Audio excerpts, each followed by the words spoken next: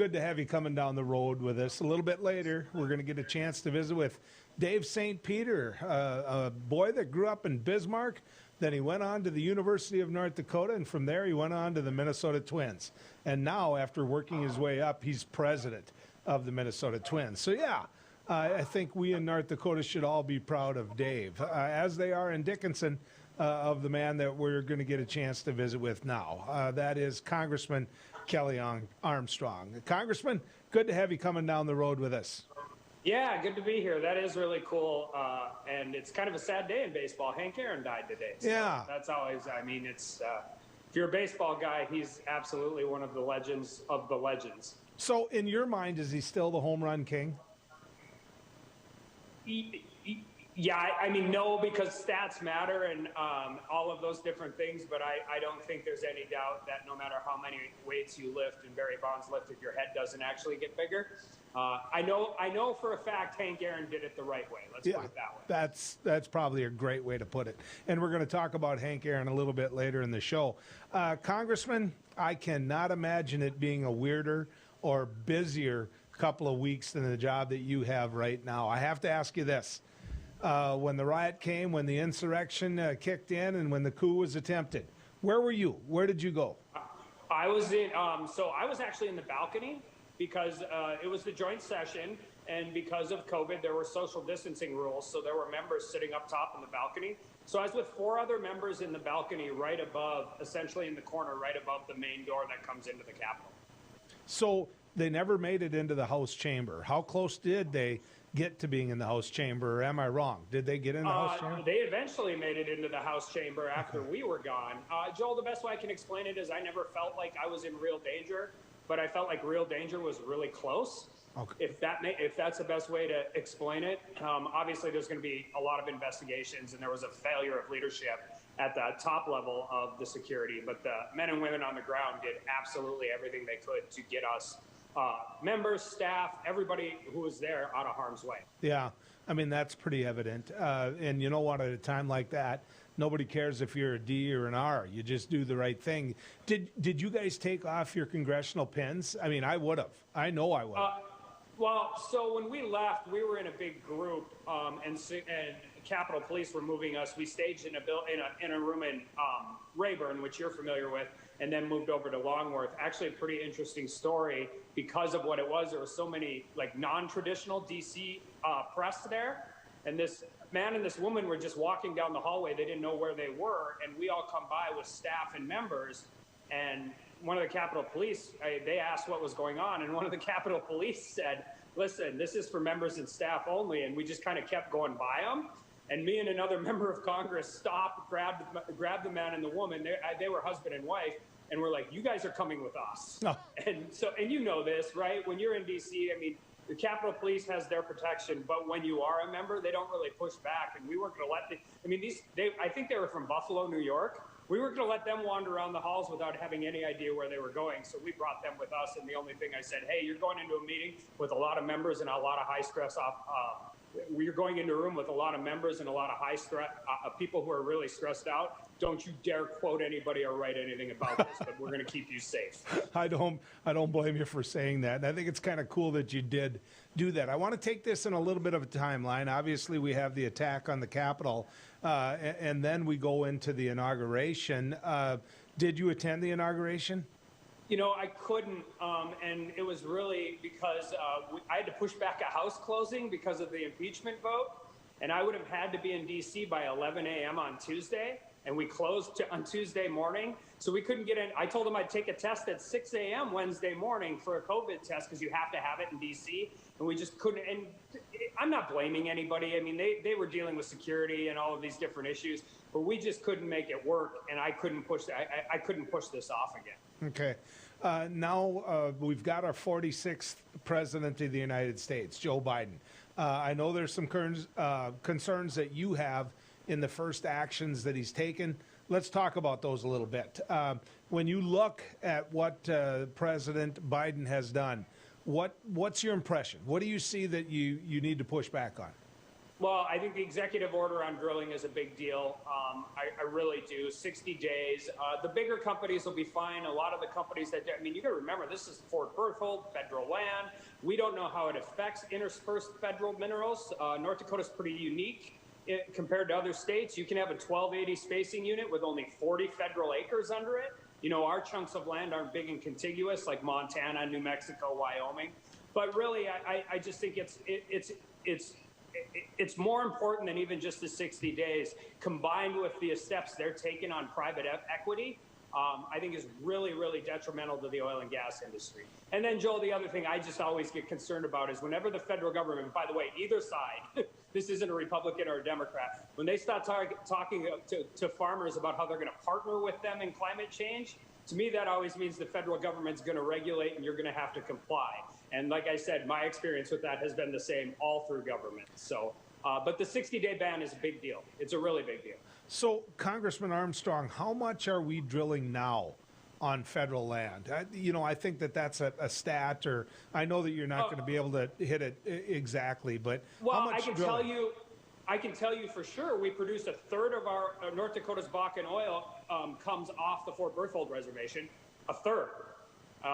So that's all federal land. And then out west, I don't know if it's 10%, 12%. But, combined with pulling the permits on the Keystone XL, which would take 75,000 to 100,000 barrels of Bakken oil out of the Bakken right now. It's the industry is not doing great for a lot of reasons, and this is not the right time to stop this. And we'll get to the Keystone XL in just a little bit. Because we've known each other for a while now, that I'm an infrastructure guy, and I'm nonpartisan when it comes to infrastructure. But I want to go back to the federal lands. There's a lot of people that are pointing to concerns about lost revenue from drilling on the federal lands that are saying, well, if North Dakota was so concerned, then why did they reduce the rate of tax from 6.5% to 5% on the oil industry? I want to give you an opportunity to speak to that. Well, the reason is because you want to be, there are still, no matter how much we do all of this, there are still very few companies that drill into shale rock. And North Dakota needs to be competitive now more so than ever, because access to capital and drilling budgets are going to continue to be smaller next year than they were last year. So it's a lot easier to get 10% off of more wells than it is to get 11.5% off of less wells. And that's just the bottom line. But this affects everything. This affects pipelines. This affects easements. This affects all of the ways. I mean, if we're trying to keep from flaring, we're trying to do all of these things. Any of those projects on federal land are now completely stalled that don't already have a permit.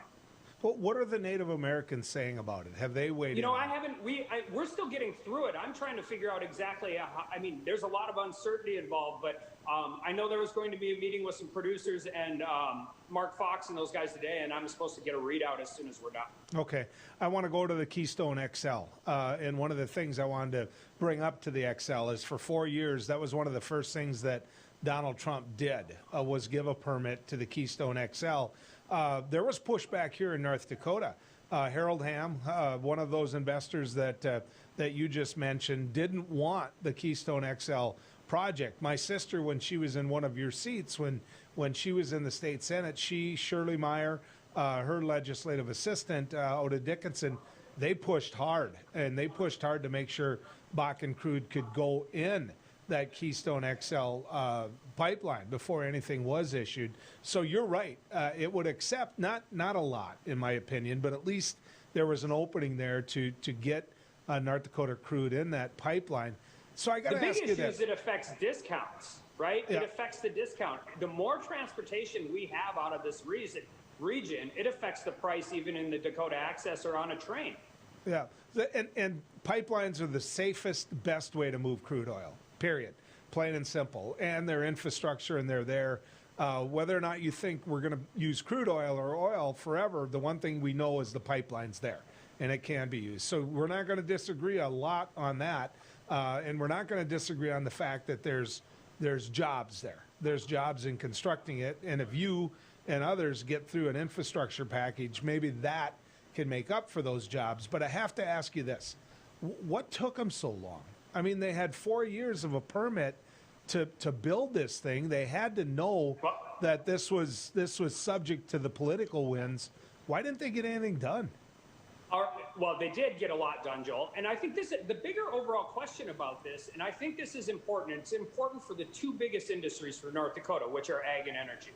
I think a lot of, and I'm not saying necessarily all Democrats, but a lot of our friends on the environmental left have figured out producing states have significantly more control over production, right? Most of oil production is governed by North Dakota, not the federal government. Obviously, most agriculture production is governed by North Dakota, not the federal government. But the new fight is in transportation, and that affects pipelines. And you're right, pipelines are the safest thing, but they're going after them everywhere. So even if the Keystone XL isn't, I mean, this isn't going to stop. The plaintiffs are different in every lawsuit, but the lawyers are the same.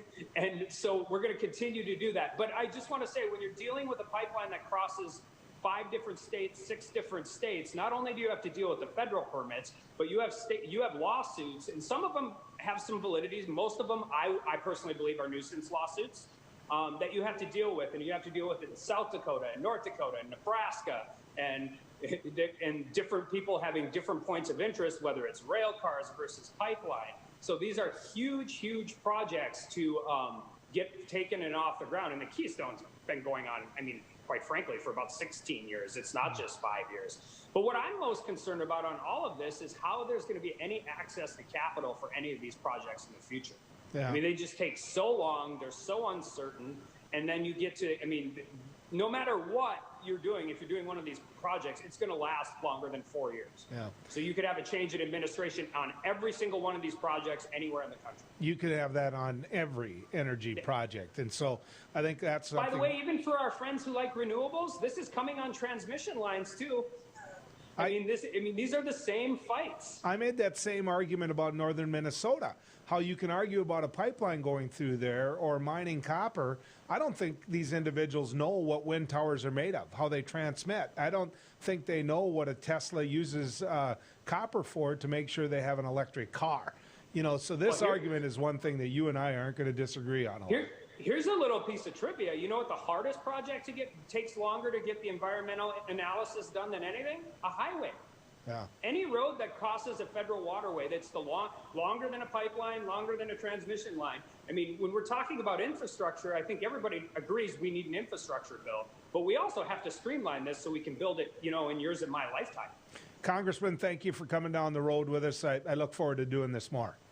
Absolutely. Thanks for having me. Congressman Kelly Armstrong. When we come back, Jeremy Jackson joins us. He's an economics professor with North Dakota State University.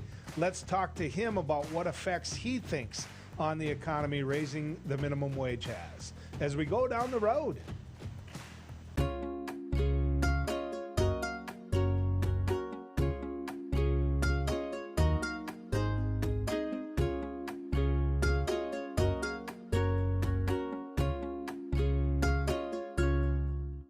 Capital City Restaurant Supply is your one-stop shop for quality restaurant products for the large to small kitchens. Commercial-grade restaurant and bar supplies, limb game processing equipment, refrigeration, dinnerware, and smallware. We sell everything including the kitchen sink for trusted manufacturers for the chef and all of us. Open to the public since 1971, we are veteran-owned and North Dakota proud. Let us take care of your restaurant and home kitchen needs today by visiting us at 1414 Interstate Loop in Bismarck or on the web at capitalcityrestaurantsupply.com. Hi, I'm Dennis Haugen, along with my sons Andy and Mike, and we're showing our support for wind energy in North Dakota.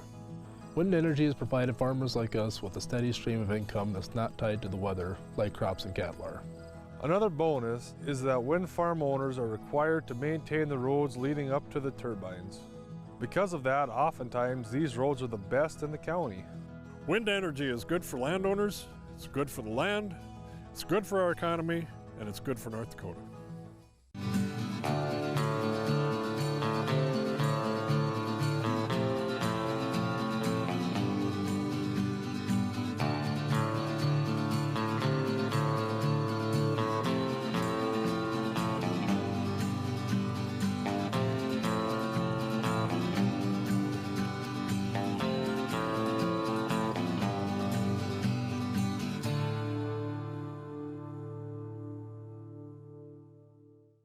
Are you a thrill seeker, sightseer, or day tripper? The Ford Bronco Sport SUV is built for you. Four Bears Casino is giving away a 2021 Ford Bronco Sport loaded with a ton of interior space, safari-style roof, smooth suspension for any terrain, and easy-to-clean surfaces. Qualify now just by playing your favorite slots at Four Bears Casino. Double points on Sundays. Also get in on Super Senior Wednesdays, slot turning Thursdays, and hot seats on Wednesdays and Thursdays. Spin into Four Bears Casino and Lodge for chances to win.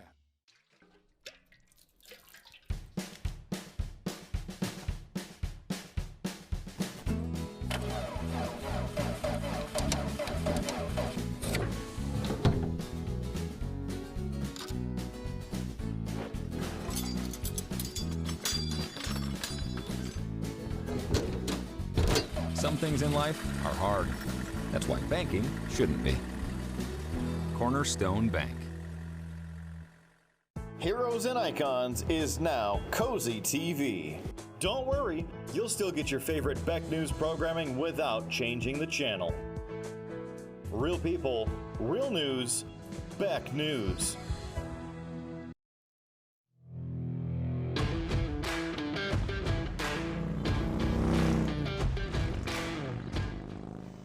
Well, we stopped and picked somebody else up as we head down the road, and that's Jeremy Jackson. Now, Jeremy is an economics professor at NDSU. That's right, he's horns up all the way. And we're talking about economics, and one of the big questions I want to ask him is the minimum wage and how that's going to affect the economy. Jeremy, good to have you coming down the road with us. Great to be here. Well, you know, there's a push. There's a new administration, and one of the campaign pledges was to raise the minimum wage. Obviously, $15 is that target. I think that that's a negotiating tool, but it's certainly there's going to be a push to raise it. And so the obvious question is this: how much effect does that have on the economy when you raise the minimum wage? So raising the minimum wage certainly does affect employment. So it does lower the employment, and especially for the most vulnerable amongst us. So there will be some effects. Sometimes the effects can be hard to pinpoint just because, well, most of us don't make the minimum wage. But there are certain professions that, of course, have a lot of people that do make lower than $15 an hour. And unfortunately, a lot of those professions are the ones that are already struggling with the pandemic economy. So if you say you could lose these employees, that it's good, there's going to be the pushback is going to be lost employees. I have to ask the question: if you can lose that employee and the work they did, why did you need them? Well, I think it's partly an aspect of attrition and then rehiring. But again, these are industries generally like all of our service providers at our restaurants that we go to. It's a lot of industries that typically have a fair amount of turnover. One of the interesting industries too that has a lot of people that make below $15 an hour is our childcare workers. And we already do have a shortage of childcare providers, and it tends to be an industry that operates on a razor thin margin. And if we raise that minimum wage, what will happen is that, yes, a lot of them will stay in business too, but the price of childcare is then, going to go up. Yeah, and you're right. There are many people working at minimum wage that do need childcare. I mean, that's one thing I don't think that's debatable. But if you take $7.25 an hour times 2080, 2,080 hours a year. Which is, as an old business manager, is one of the factors I always factored in before overtime. Obviously, I come up with $15,080 a year. There's nobody that can live off that. So we talk about the food industry, part-time, those type of people that can have tips.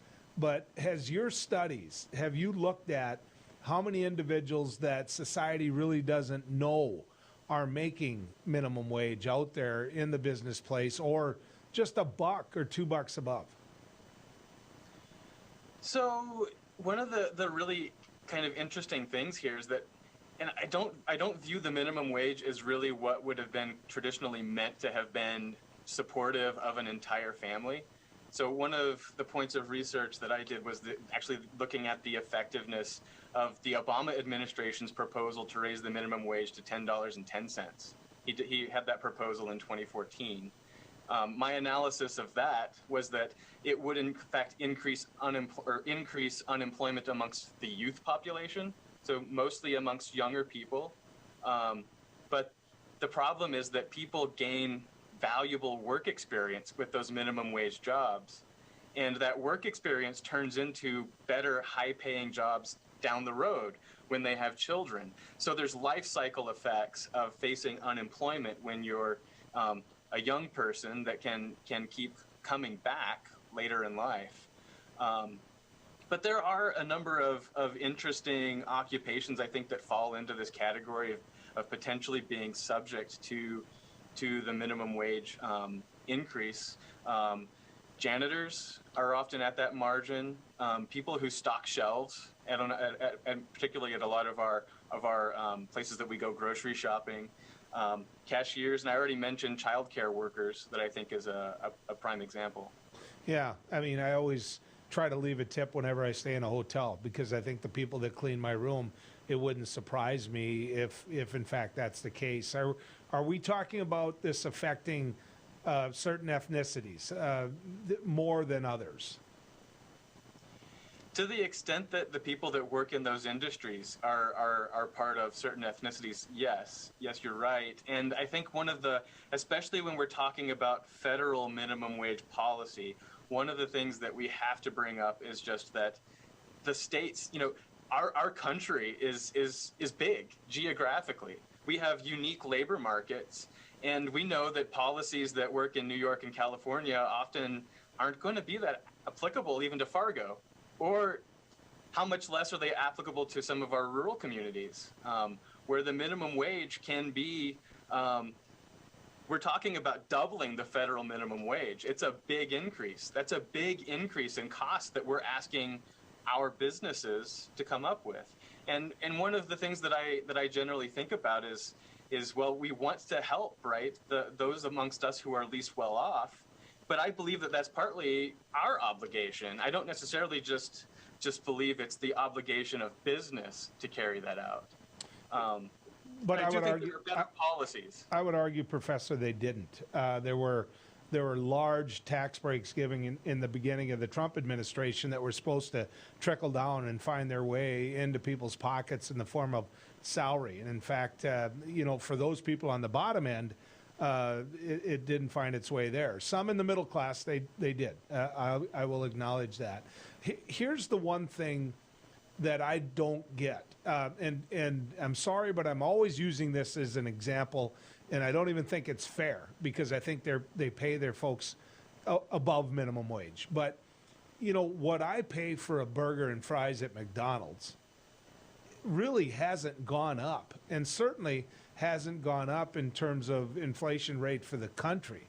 And so are we charging too little for our products so that we as consumers really aren't helping the way you just described we should?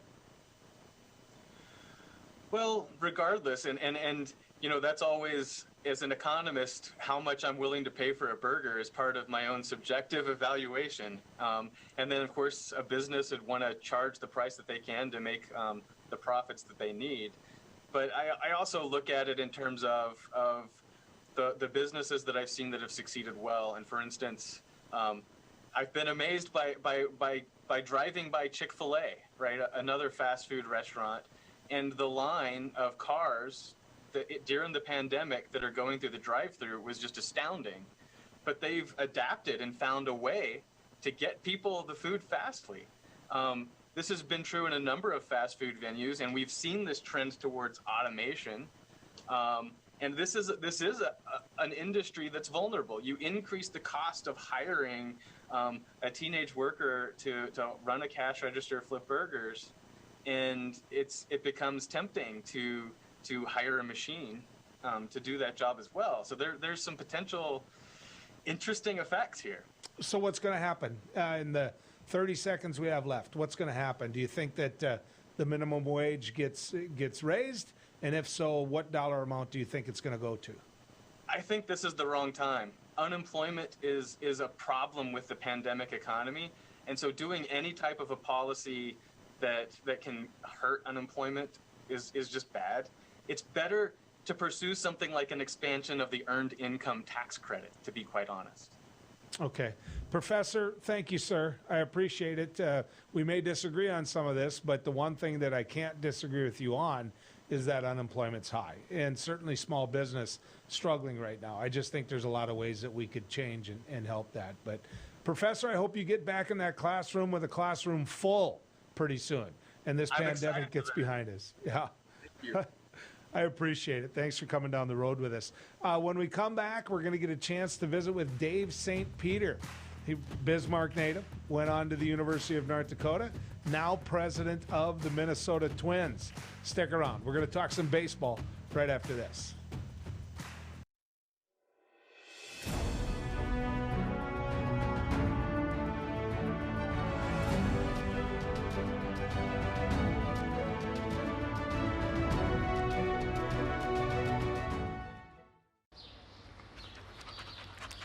Jeez, what a mess.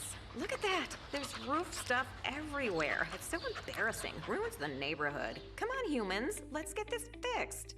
Don't let your roof go to the dogs. Call America's Best Contractors for your free estimate. Need a new woof? After checking with the rest, go with the best. America's Best Contractors. 258-2412. Online at americasbestcontractorsincorporated.com. In southwestern and south central North Dakota, on any given day at any given moment, a Dakota Community Bank and Trust customer is logging in or signing on to do their online or mobile banking. We believe that community banking can blend both a past with down-home customer service in-house and a future with modern banking conveniences and technology for our customers anywhere, like here or here, all while honoring our long-standing tradition of community-first oriented banking here at Dakota Community Bank and Trust. My wife was diagnosed with early stage Alzheimer's. We talked about it and we kind of decided we'd be a little bit proactive and try to start making provisions. So we started looking here, and Eventide worked out to be pretty much the perfect answer. I guess I didn't expect it to be so nice. The staff here are terrific. We enjoy it. Beck News brings you real people and real news. Every weekday on KNDB, KNDM, and KRDK. Start your evening with the Dr. Duke Show at 4. Take a fresh look at current events with Ladies of Another View at 4:30. Go down the road with Joel at 5:30. Watch No Apologies with Becker at 9. Cap off your night with No Filter with Debbie at 10. Beck News. Real people, real news. The professionals at Superior Glass provide residential and commercial glass installation and repair services in central and western North Dakota. Superior Glass is your source for stained glass projects, mirrors, windows, touchless, and automated entry solutions. Stop by and see us at 3323 East Broadway in Bismarck or call us at 701-258-5600. Superior Glass, where you get superior service for less. Bye for now.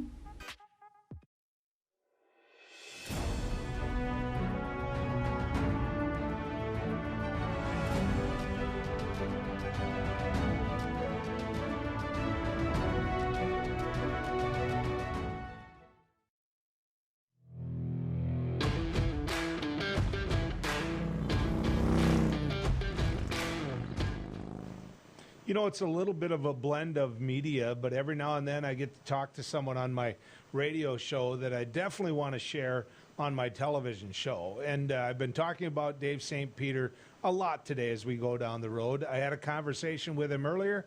Take a listen to this. All right, this is a success story, ladies and gentlemen. He grew up in Bismarck. He went on to the University of North Dakota, went to the Minnesota Twins, everybody's dream job, go work for the Twins. Then he works his way up to becoming the president and chief executive officer with the Minnesota Twins. That's Dave St. Peter.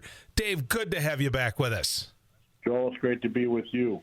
We need you. Can I just say that in this COVID world, we need some baseball in our life. Yeah, I think live sports in general have played a really important role, and we felt that when we were playing games even in a truncated season in 2020, and ultimately resulted in a division title, a disappointing playoff series against Houston. But overall, the fact of the matter is I think live sports and the Twins can certainly put us another step forward towards normalcy in 2021, and that's what we're focused on. Yeah, I mean, last summer when I was listening to the Twins and I was watching the Twins and I was reading about the Twins, it took my mind off everything. And, for those people like my Aunt Memory, for example, I can't imagine what her life would have been like last summer without the Minnesota Twins. So we're all looking forward to this year. Let's talk about fans if we can, Dave. Have you gotten any indication from Major League Baseball whether or not we'll be at Target Field, any of us?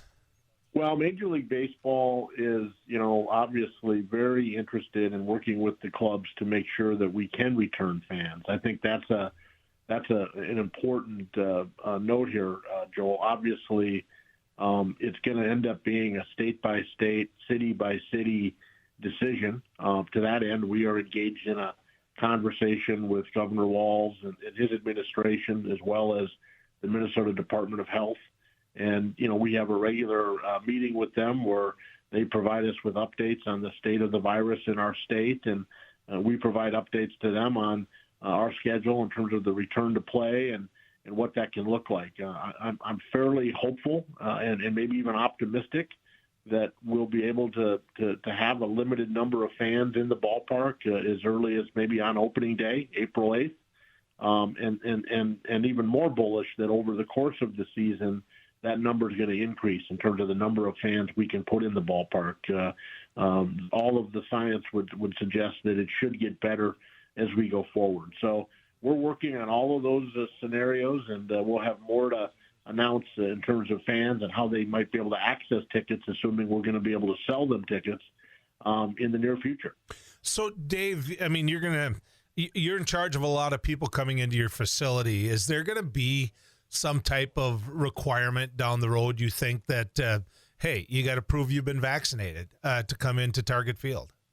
Yeah, right now there really isn't a plan for that, Joel. I mean, I know that's been speculated on, but I will tell you Major League Baseball is not going to require it. I'm not aware of a requirement that's going to come from the state of Minnesota or the city of Minneapolis. So, clearly, vaccinations are going to play a significant role in helping us get this virus under control, but I don't see it necessarily being a requirement to get into the ballpark. I do see other changes, though, operationally. Wearing masks, I think, is going to be probably a requirement. Or I think you're going to see us eliminate bags. I think we're going to likely be much more of a cashless, frictionless type environment. So it's going to change a little bit in terms of the way ballpark stadiums, any large venue will operate. And I would point back to 9/11. I mean, we saw changes with the way airports operate. I think this virus is going to create long-lasting changes in terms of the way large venues like Target Field or U.S. Bank Stadium or even in your market, the Fargo Dome, will operate going forward. See, I think people are going to be used to that. I think if I can get to the baseball game, if I can watch a Twins game in person, you tell me I got to wear a mask, I'll wear two. I mean, I'll do whatever I can to get inside Target Field to see that product. You mentioned the relationship here in the upper Midwest to Fargo, where I'm sitting. The St. Paul Saints, they've been part of our life up here playing the Redhawks for a long time. They just moved up a step. I mean, they did. They became your AAA affiliate, and Toby Gardenhire. I mean, there's a name. Yeah. Is your manager. Talk to me about this, Dave. Why this move? How bold of a move is this? Well, I think it's an important move. It became available because of an effort to reimagine minor league baseball and specifically affiliated minor league baseball.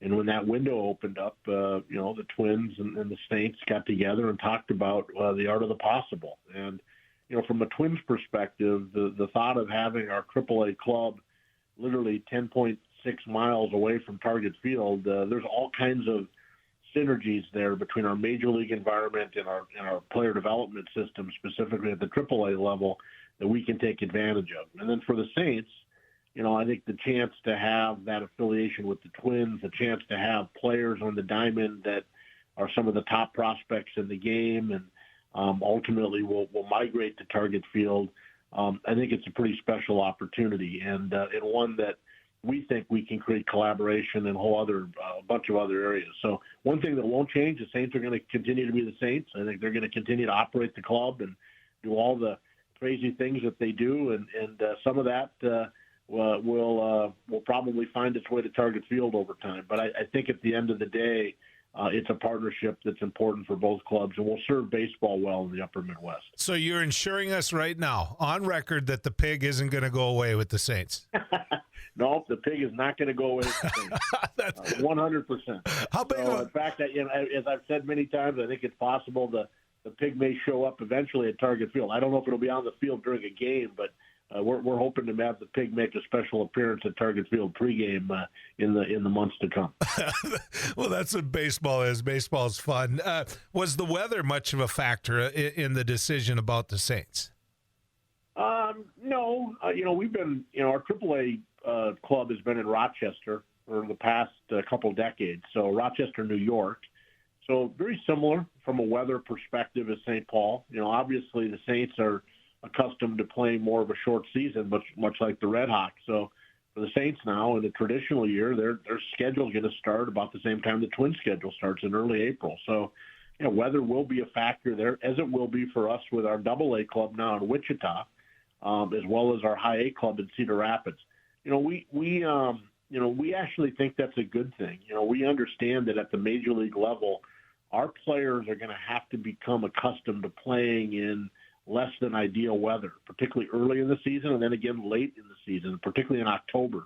So we think it ultimately can become a competitive advantage for us in putting our players throughout the minor league system in that environment at AAA, at AA, at High A, before they graduate to the big leagues, we think is a big deal and an important one. So, I would say that we actually looked at the weather as a positive for the Saints.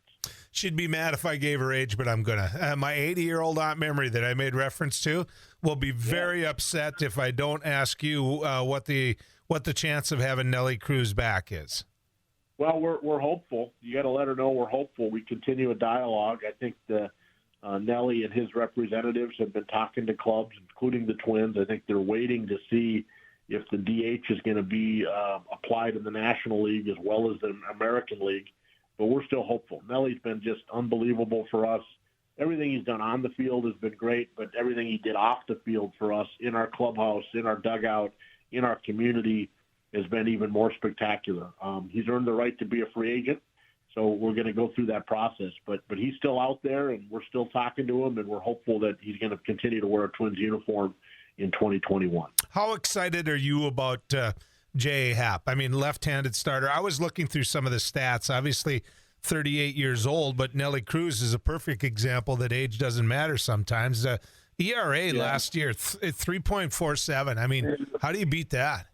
Well, this guy's a pretty competitive pitcher, and, we have to remember we're asking him to probably be our fourth or fifth starter. So, that's I think he's a really good depth piece for us and is going to bring some veteran experience and moxie into our clubhouse, which is always a good thing. Make no mistake, the starting crew that we had a year ago, which within the truncated season was in the top 5 of Major League Baseball, all will be back. And Kenta Maeda, Jose Barrios, and Michael Pineda. So we had J. Happ, and now we go forward and look for other pieces, potentially even other starting pitchers that can be part of the Twins here in 2021. We're not done, Joe. We're going to continue to add our roster going into spring training. It's been well documented. We have some areas that we want to continue to address. You referenced Nelly. There are certainly other targets that we have that we're focused on. And I'm optimistic that before we report to spring training, you're going to see some additional moves made by the Twins. Dave, you put a smile on people's face when they need it the most. I just got to tell you, thanks for coming on with us. I really appreciate it. Hey, it's a pleasure. I'm grateful for all the support, and we'll keep you posted as we get ready for the 2021 season. Dave St. Peter, ladies and gentlemen.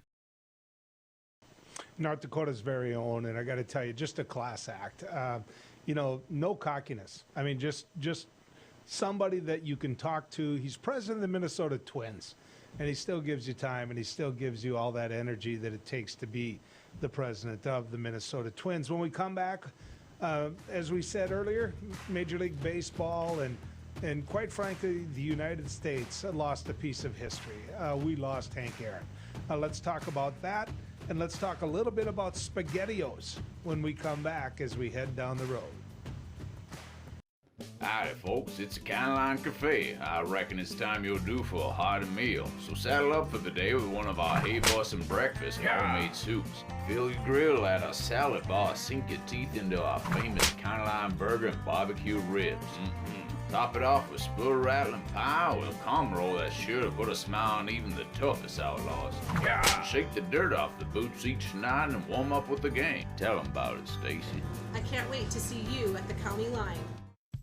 Since opening in Hebron in 1940, Dakota Community Bank and Trust has been your hometown bank. Our mission has been to provide modern banking convenience with old-fashioned hometown service.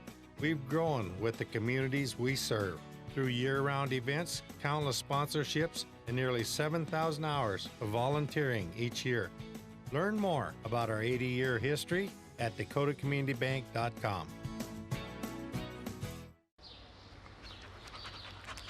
Jeez, what a mess. Look at that. There's roof stuff everywhere. It's so embarrassing. Ruins the neighborhood. Come on, humans. Let's get this fixed.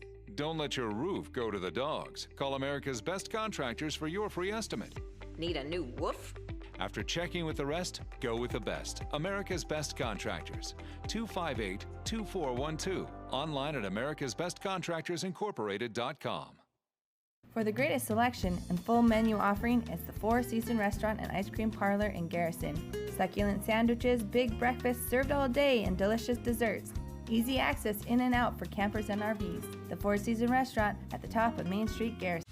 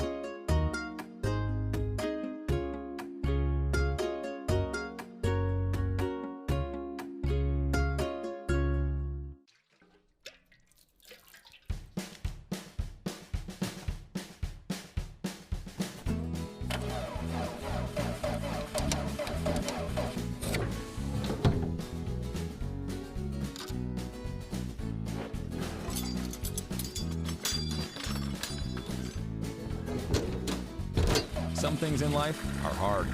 That's why banking shouldn't be. Cornerstone Bank.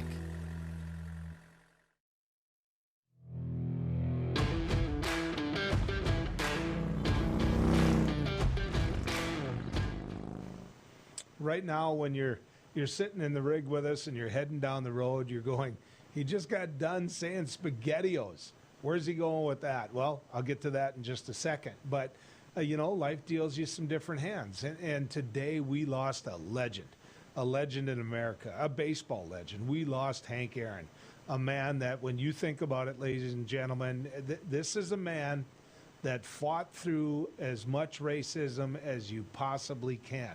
He fought through death threats. He did all of that, and he kept such a professional demeanor. Just class. You know what? The best way to describe it is by looking and listening to it yourself. Take a look at this when he hit his 715th home run. 1 ball and no strikes. Aaron waiting. The outfield deep and straight away. Fastball is a high drive into deep left center field. Buckner goes back to the fence. It is gone.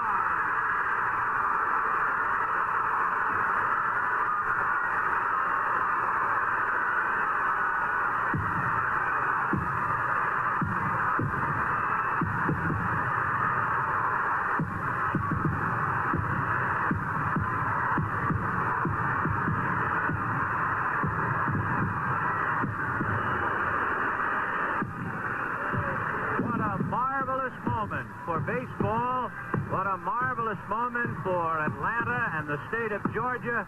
What a marvelous moment for the country and the world. A black man is getting a standing ovation in the Deep South for breaking a record of an all-time baseball idol. And it is a great moment for all of us, and particularly for Henry Aaron, who was met at home plate not only by every member of the Braves, but by his father and mother. He threw his arms around his father, and as he left the home plate area, his mother came running across the grass, threw her arms around his neck, kissed him for all she was worth. I can't possibly imagine having a better person call that than Vin Scully. You had to have recognized that voice. Vin Scully, longtime broadcaster for the Los Angeles Dodgers. They were there. That's who that home run was hit off of. And it's like the stars aligned, if not God aligned them. I always am ticked off when I see the clip and I see those guys, those fans that rushed the field and just needed to make sure they were part of it. You want to talk about no class. That was them. And then you see how Hank Aaron handled that. Imagine how afraid he was. Imagine. Because you've got a baseball legend in Babe Ruth with 714 home runs, a white man from the Northeast. And all of a sudden, you've got a black man from the South, the Deep South, and he ends up taking away that record. I just, death threats, the howling from the stands, everything that he had to go through, the racism that went with it, and yet he persevered. And I'm going to tell you, he wasn't steroided up. He wasn't doing what Barry Bonds did. So Barry Bonds can say he has all of these home runs and he passed Hank Aaron. With me. Not with me. Hank Aaron is the true Major League Baseball home run king. And he always will be until somebody beats him and beats him honest. Want to talk a little bit about the legislature. Here we go, SpaghettiO. I don't know how many of you have eaten SpaghettiOs in your life, but I do know this. That if you're making more money than a teacher, which quite frankly is kind of sad, but legislators make more money during the time that they are legislating than what teachers do. So to sit there and argue about the money that they're making, it's $186 a day that they make. And now we've got a state representative in Keith Kempenich from Bowman, North Dakota. That representative has placed a bill in that they're going to have to vote on that raises money that they can get for food. And his argument, ladies and gentlemen, has been that, the lobbyists aren't there. We're not able to go out for the fancy meals, and I'm eating spaghetti out of the can. Thus, the SpaghettiOs. I mean, can you imagine anything more ridiculous? Kempenich says he used to get fancy dinners from lobbyists, but that now he has to eat spaghetti out of a can. Let's do some math here. Let's just take a look at what they get. $186 a day. And that's Saturdays and Sundays too, okay? They get $1,814 for lodging. That's money that they get that they can put into hotel rooms, that they can rent a house. I roomed with bunked up with a fellow legislator, and we rented a house when I was there.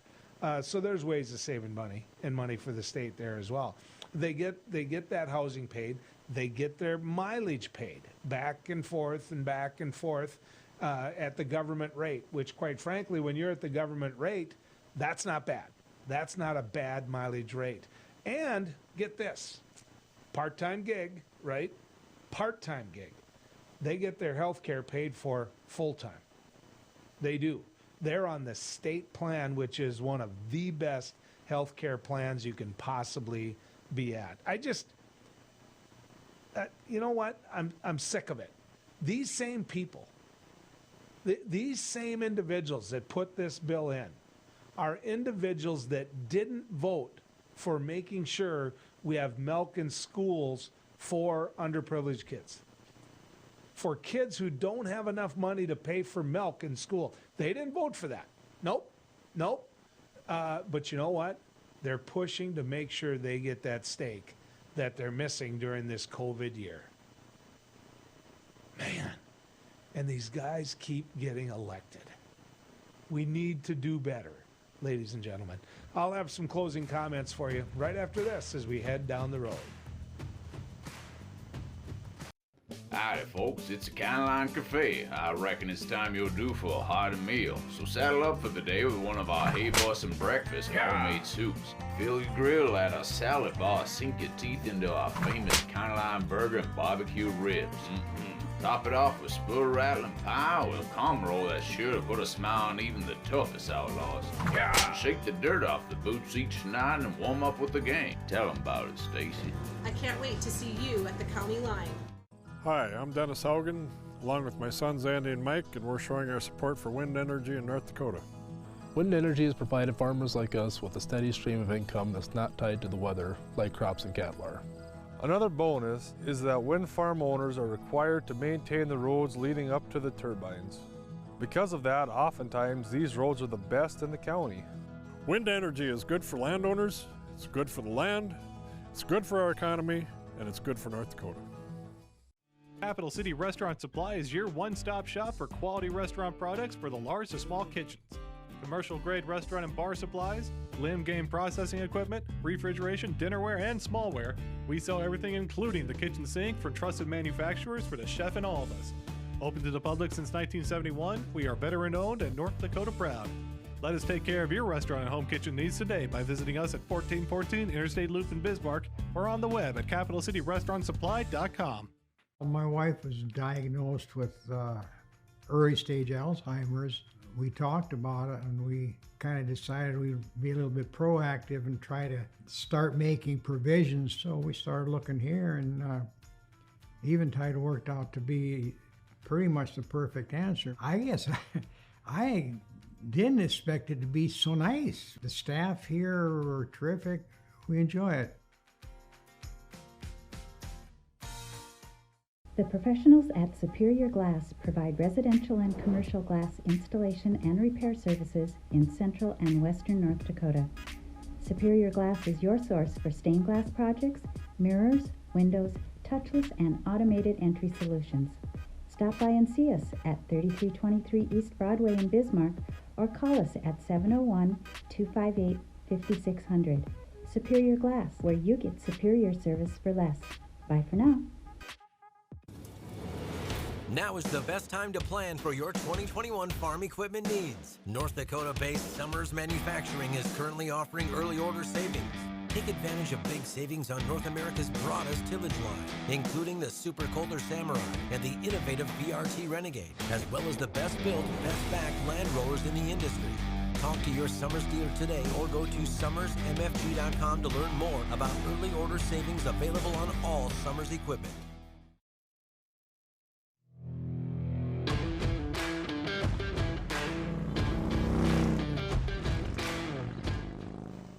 You know, it's been good having you go down the road with us. This is a platform, ladies and gentlemen. This is a platform. I'm a Democrat in a Republican state.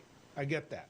I understand it. But Beck TV has given me an opportunity to present a different view. Someone has to keep an eye on the legislature with a fairness or a critical eye. It can't all be hugs and kisses. We can't sit there and say, oh, they're great, oh, they're dandy, oh my God, what a job they do. You need to take a look at what they're doing. You need to put names, faces, towns to it.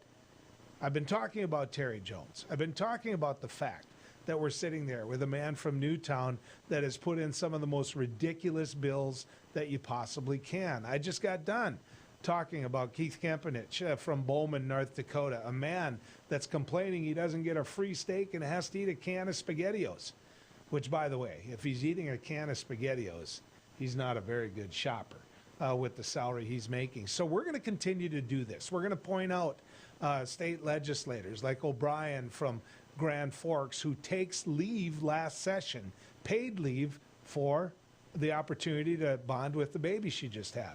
Good thing. Good thing. Now she puts in a bill that restricts political subdivisions from granting that paid medical leave. If we don't do it, who does? If we don't do it, who does? And we'll continue to be a watchdog here as we head down the road. I just have to tell you, good riding with you folks.